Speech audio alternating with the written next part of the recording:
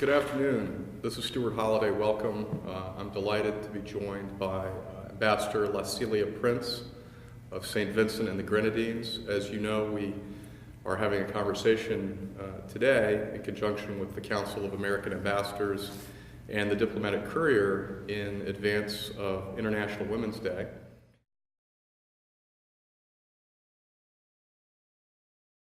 Well, I guess the first question I would ask is, your country is known as a very beautiful country, but what do Americans, what should they know about St. Vincent and the Grenadines, perhaps, that they might not immediately be aware of? Okay, well, we're a multi-island state, 32 islands and keys in the Eastern Caribbean. The mainland, as we call it, which is St. Vincent, and you have the Grenadine Islands stretching all the way down very close to Grenada. We consider ourselves the total tourism package. We have St. Vincent, which is rugged in its terrain, very mountainous, great for the outdoor enthusiasts. And you have the idyllic paradise such as Bequia, which the normal average tourist will appreciate. And we have the exclusive high-end places, which is the playground of royalty, which is like Mystique, Petit St. Vincent. Ah, yes. Those are part of St. Vincent and the Grenadines.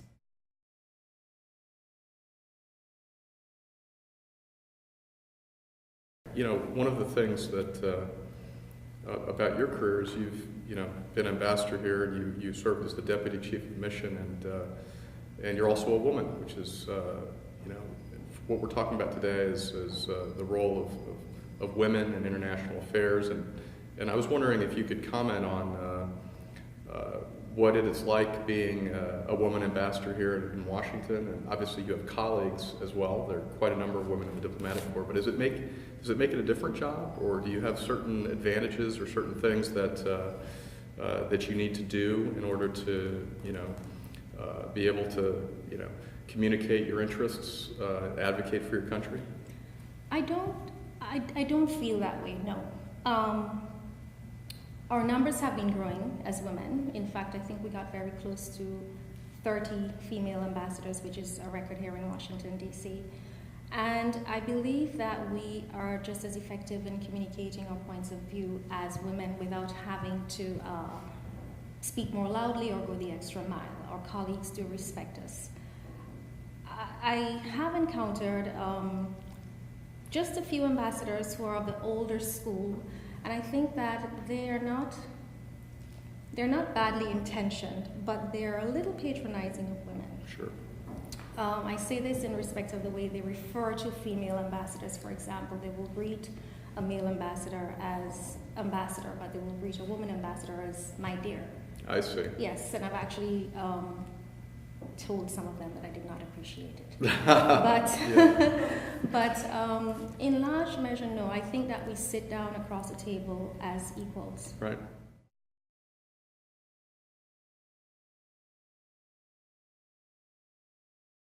In terms of your own educational background to prepare yourself for this job, what did you study, and how did you think about? Did you think you were going to be an ambassador when you were in the university? Not at all.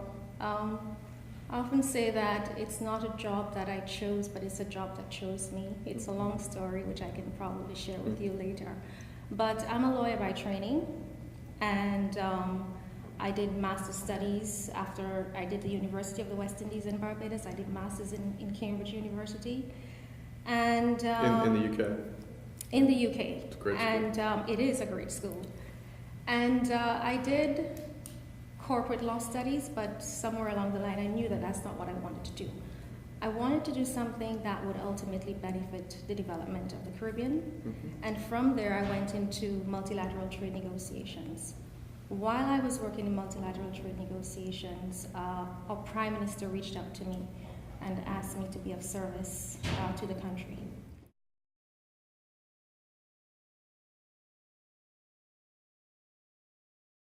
St. Vincent and the Grenadines is part of CARICOM, and you all are taking some negotiating positions right now on trade and things that you'd like to see vis-a-vis Canada and the United States. Generally, what are those things that you think are important to try to get done on the trade agenda? Here in the United States, we would like to see the preferential trade regime enhanced so that it would allow for a greater number of goods that we produce in the Caribbean to qualify under the preferential trade regime. Right now, I think the main items that really benefit are fuel products and textiles. Right. And smaller countries like mine, the agricultural products which we produce do not enjoy that preferential access. So ideally, we would like to see the regime modified so that a greater number of goods come in, as well as a modification in terms of the rules of origin. That would speak to the number of products that are eligible to come in. And the rules of origin, correct me if I'm wrong, are the rules that govern where originated from, and if it's finished in another country, correct. If it takes raw materials but is processed somewhere. That's exactly correct. And so you want to try to loosen or lessen the burden. Yes, so that would allow for products that have raw materials from, let us say, 2 different countries, but final production is done in St. Vincent and the Grenadines. That would qualify as a Vincentian product and thereby eligible to come into the United States market. We also believe that we have a competitive advantage in the area of services, and a trade and services agreement with the United States is something that we have been pursuing as well.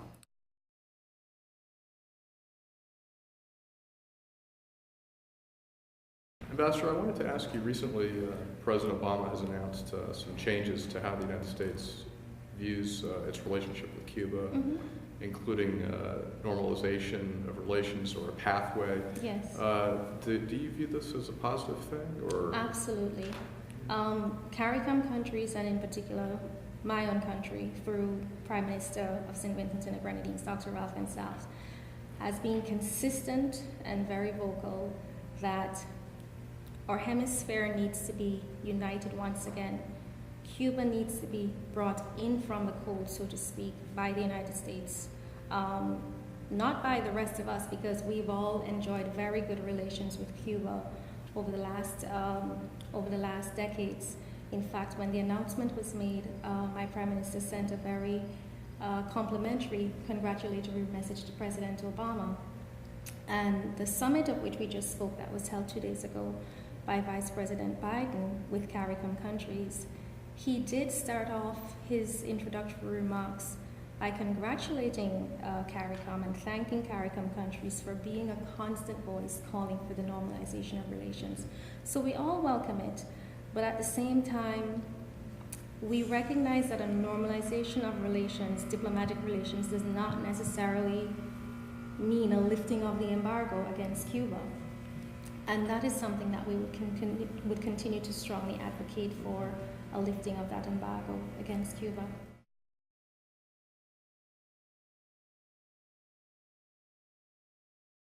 Do you find that, as ambassador here in Washington, that you have to spend as much time with the Congress as you do with the executive branch, or do you spend most of your time with the State Department? Well, that's a very good question. All three. We, as CARICOM, we go to the State Department, but they always emphasize that this is where the laws are made. These are the persons that you need to be speaking to. Right. Truthfully, though, when we go to certain agencies in the administration, they say, well, you have to speak to this other person. And trade in particular, we see that. We have to interact with the Department of Commerce, the Congress, the State Department, and you don't get straight answers all the time. Yeah, trade is tricky.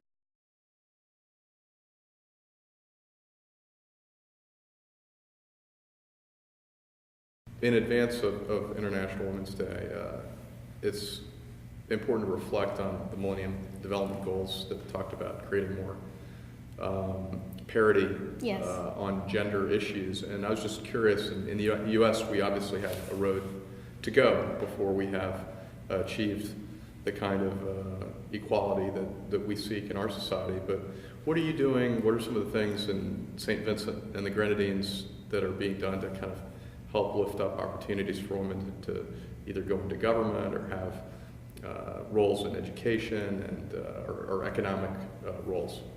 We have made significant progress of which we are justifiably proud. Beginning with education, let us consider the education of girls, for example. The Millennium Development Goals require that there be an elimination of the gender disparity in the area of education, and I think the goal is for that to be achieved by 2015, which is this year. Since 2005, we have had access, universal access, to primary and secondary education, and that is equal between the sexes. We also have created incredible opportunities for women to be at the heart of nation building in our country. And we've had the largest number of women in our nation's history who occupy very strategic positions in government, starting with the Deputy Prime Minister, for example. Right now we have a Deputy Prime Minister who is a woman, the Attorney General, the head of the Civil Service, the Cabinet Secretary. And these are women that are strategically positioned to make policies and decisions that advance our development. But not only that, I think it's the multiplier effect as well, because with young girls and young women seeing other women in leadership positions, it inspires them to aspire higher. And of course, we have women like myself in the top diplomatic posts.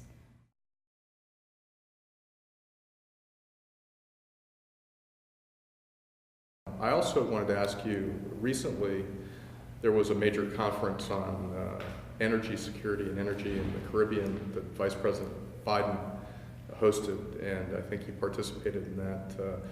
What was the focal point of the conference, and were there any takeaways or outcomes that we should be aware of? Well, yes, I thought it was the start of a conversation. St. Vincent and the Grenadines did participate, as did other members of the CARICOM, and further beyond CARICOM, there were other Caribbean countries such as the Dominican Republic, Aruba, Curacao. And the idea was to have a conversation about the energy needs of CARICOM countries and also how that impacts our foreign policy. We had frank discussions. I have to say it was a good opportunity for very fair and frank discussions as to how we see those needs and how the United States perhaps can respond to those needs. It is beyond doubt that the lion's share of our import bill in the Caribbean countries is taken up, it's gobbled up by energy costs. And it means that there is less capital available for development projects and social projects. Where we differed in the conversation was how the perspectives on how we can go about achieving our goals. And so that's why I said it's just the start of a conversation. CARICOM countries are well aware that we have tremendous opportunities to be more energy secure. We have access to solar, wind, geothermal. But when we're looking for partners to help us develop these products, we need our partners to be responsive to our needs as we have identified them, and forge a collaboration that is beneficial to both sides rather than prescribing broad measures that are not beneficial to both.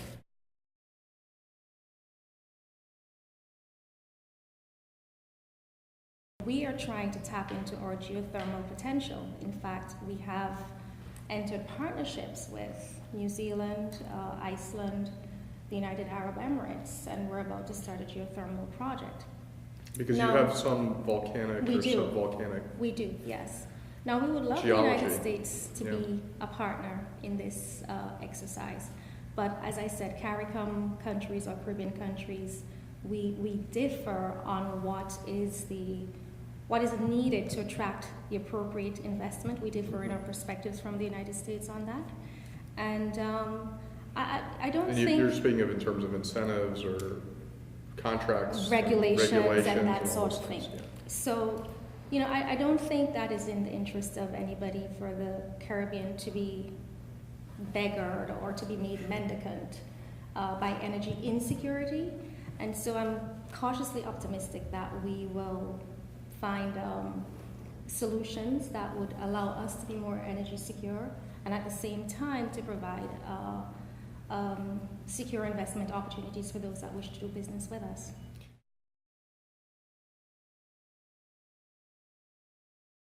I wanted to ask you, one of the things you're known for is rum, I hear, and your rum is quite distinguished. And do you have exports of rum here to the U.S. and is it popular? It's not a large number. We do have a Vincentian diaspora in the United States, and they do get the rum in. But it's very interesting that you should ask that question because speaking not just for St. Vincent and the Grenadines, but for CARICOM countries generally, rum is something that is a significant income earner. And that is one of the trade issues that we have been engaging the United States on. Because we find that our market is currently challenged by a regime which we consider to not be fair. Is this dealing with Puerto Rico, for example? Correct. Yes. The rum cover over, and that's one of the issues that we have been approaching the Congress and the USTR on as well, to educate them, first of all, as to the importance that that product plays in our economies. It's a significant income earner. And to see whether the Congress can find a way to continue in its obligations towards Puerto Rico, but at the same time not allowing the cover over that is given supposedly for development to be used to provide a subsidy.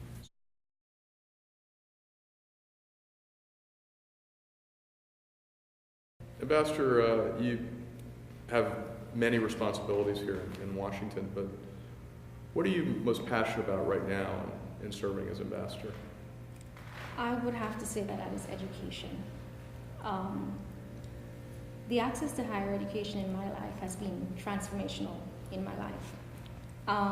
It is also one of the flagship policies for my government, and it has been a transformational issue in my country for the last decade or so.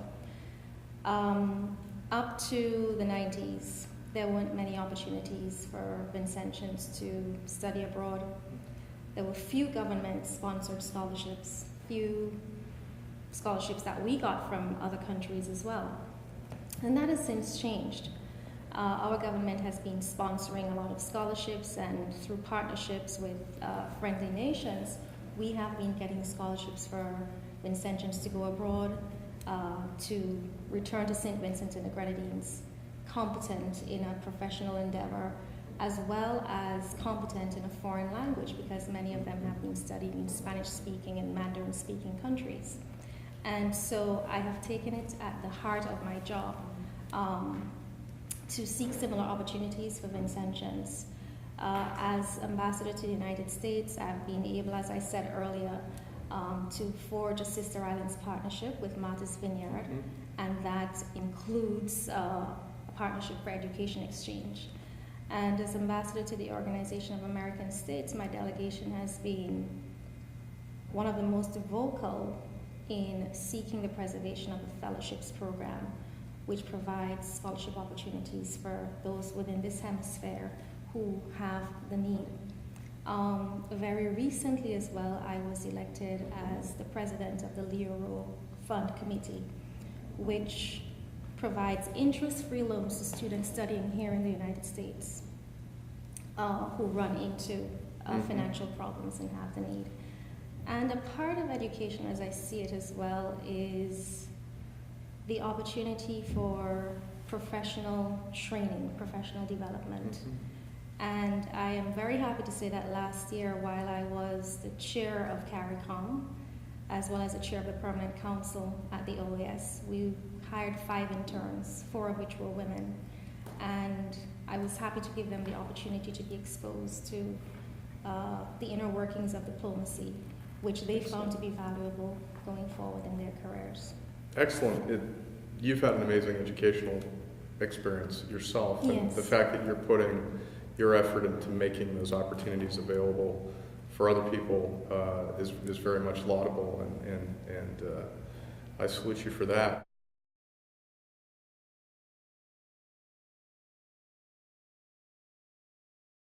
Just one last question I wanted to ask you about.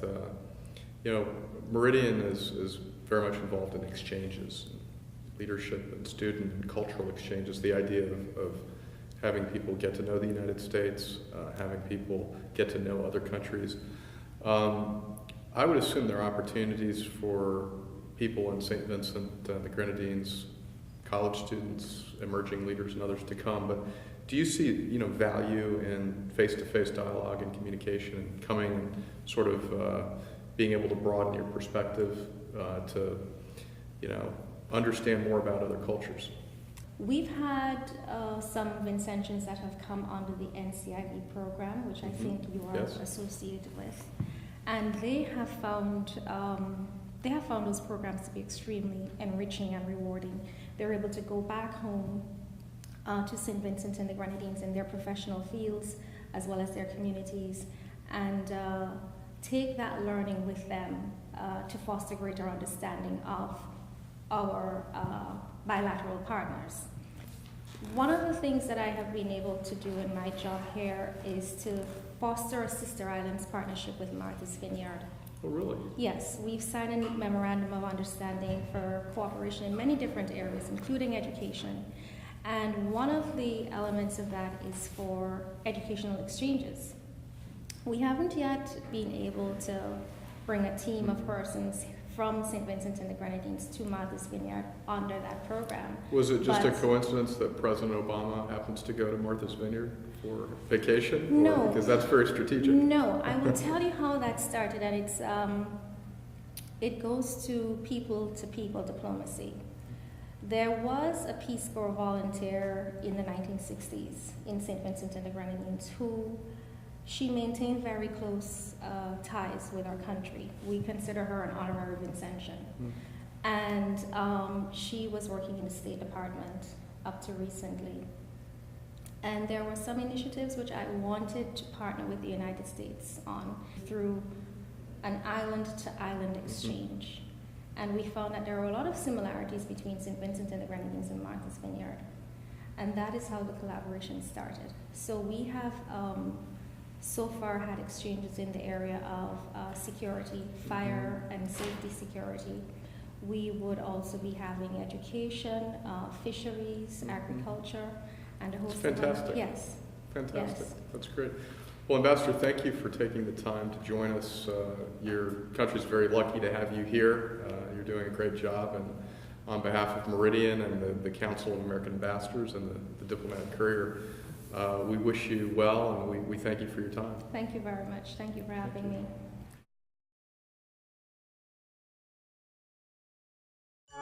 me.